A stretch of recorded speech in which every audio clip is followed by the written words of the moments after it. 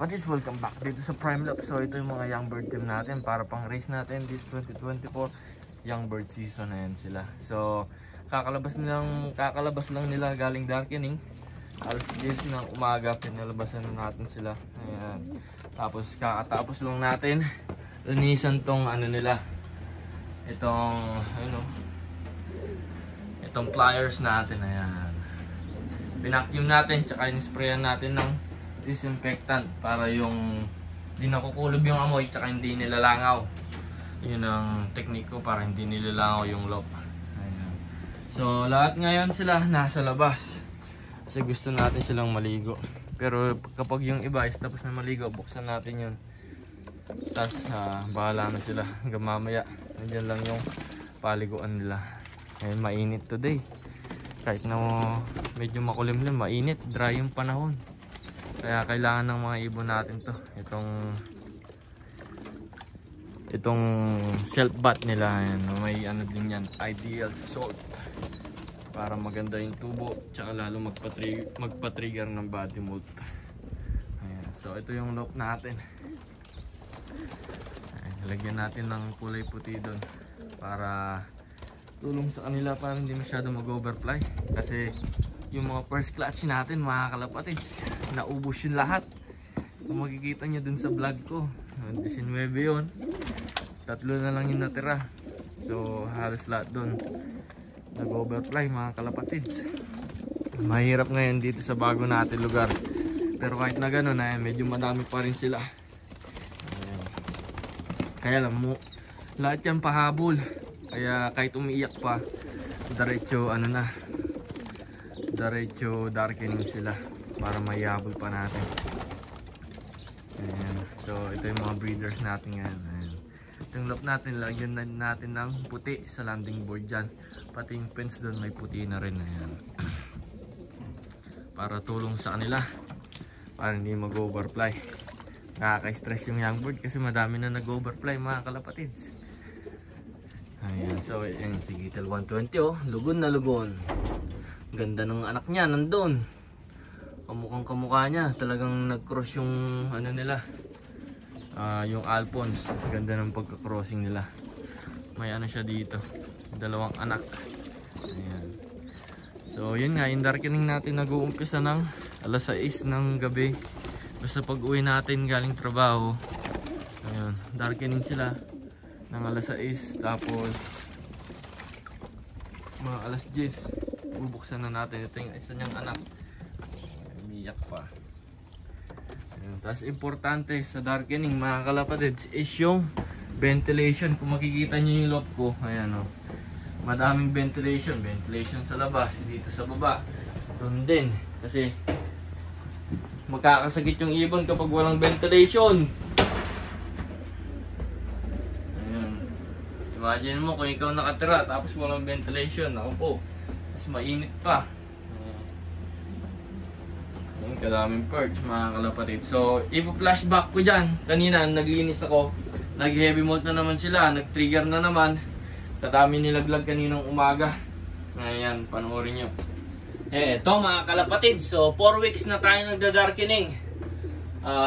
I think pangalawang stage na super dami na naman ng balahibo na nilaglag nila. Ayan. Ayan kada perch merong mga balahibo. Kadami na naman nilang nilaglag. Tapos marami na rin lumabas dito na balahibo. Ayan. Tapos binakyam na natin yung iba. Pero ayan, 4 weeks of darkening. Kapag nagda-darkening ako, ayan, tinatakpan ko lang ng kortina. Tapos nilalagyan ko ng kaso sa baba para hindi humahampas pag humahangin. Tapos kapag sobrang init, ayan, naka-on to. Hanggang gabi, naka-on. Tapos paggising naman nila, naka-on din to, naka-timer. Kailangan yan kasi hindi magkakasakit yung ibon natin kapag walang air circulation. So kapag magda-darkening, pinaka-importante is yung ventilation kasi dinadarken natin yung loop. So yung mga ventilation nakasara. So yung mga ibang ibon is nagkakasakit, one eye cold, sipon. Ngayon, normal lang yung ganun, basta importante hindi yung grabe yung sakit nila. Maganda rin yung ganun kasi tumitibay yung immune system nila. Ayan. So kapag may mga sakit yung mga ibon natin, hindi natin hiniwalay, ganun lang sila. Para yung mga iba is mas lumakas pa yung ano nila, immune system. Ayan.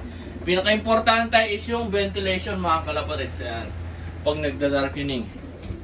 Tapos yun nga is it's gonna take 6 to 9 weeks yung mga pagmumult ng ibon natin bago matapos, depende sa kalagayan nila. Ayan, di ba? Kadami nga, kung makita nyo, kadaming balahibo, no? Ayun. So 4 weeks na tayo nagda-darkening, mga kalapatids. May temperature din tayo dito, ayun, no?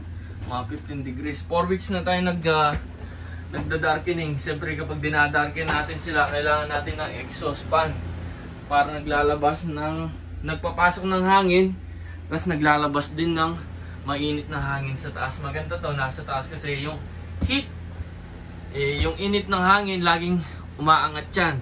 So pagkaangat, ayan, labas ka agad doon. Kaya kahit mainit, nagda-darkening tayo, maganda sa health ng mga ibon natin. Ayun. So yung mga first clutch natin na natira, pati yung second clutch is halos tapos na mag-molt. Is yung pahabol na lang talaga, yung mga pahabol natin kamukha nito. Ayun. Sila yung mga heavy molt, mga kalapatids. Pero hanggang mid-July matatapos to mag-molt.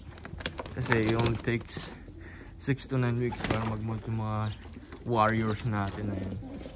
Ayun mga kalapatids, hanggang dito lang yung video ko, no? So kung nagustuhan nyo itong video, follow nyo ako sa Facebook. Hindi na tayo nag-YouTube kasi wala tayong time para mag-vlog. Ayun. So malapit na yung yung young bird race natin. August, second week of August mag-umpisa na. Ayun, good luck sa mga team natin. Ayun, lucky team. Ayun, sinabi kong lucky team kasi maswerte tayo kung makapag-basket na tayo ng madami. Kasi nga itong bagong lugar natin is challenging, mga kalapatids. Ayun. Alright, prime look out. Bye-bye. Chut, ayun na, yung GPS niya. Dala na, kaya lang mag-aalas sa iso. Ayan, si Pacho nagdadala ng GPS. Nice, nagputek. Nagputek. Ay, hindi. Uy, nag-lock si Pachot. Ayan na si Pachot. Oh, saan ka nang galing, boy? Naku po. Ayan o, dala yung GPS. Oh. Nice. So, maya-maya, hayaan muna natin siya maglabing-labing. Tapos maya-maya, sanay natin siya. Sanay natin GPS. Ayan. Tapos read natin dun sa computer. So, here's the result from my one and only bird. He came home around 6. Release is 6:30 AM in Unity. Around 320 kilometers for us. And then, yeah. So, here's the starting point, Unity. Around 6:30. They fighting the headwind race. But my bird decided to just lay down and sit on this farm for around 5 hours. So he just sat there, you know, and then fly around.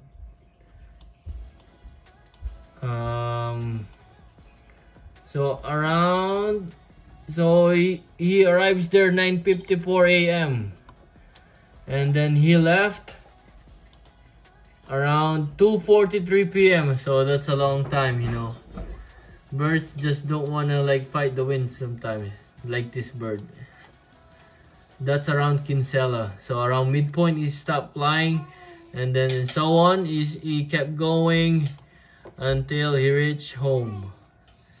So here's the result from that GPS race. So hopefully next race he don't stop flying. I'm definitely gonna put the GPS ban on him until the last race, as long as he keeps coming home. Alright, here's the GPS result. So he's logging the location every 180 seconds. He pinpoint the location that he went, and then up until here. So I set the GPS around 12 hours. Alright, hope you guys had fun with this. Babush, mga kapush.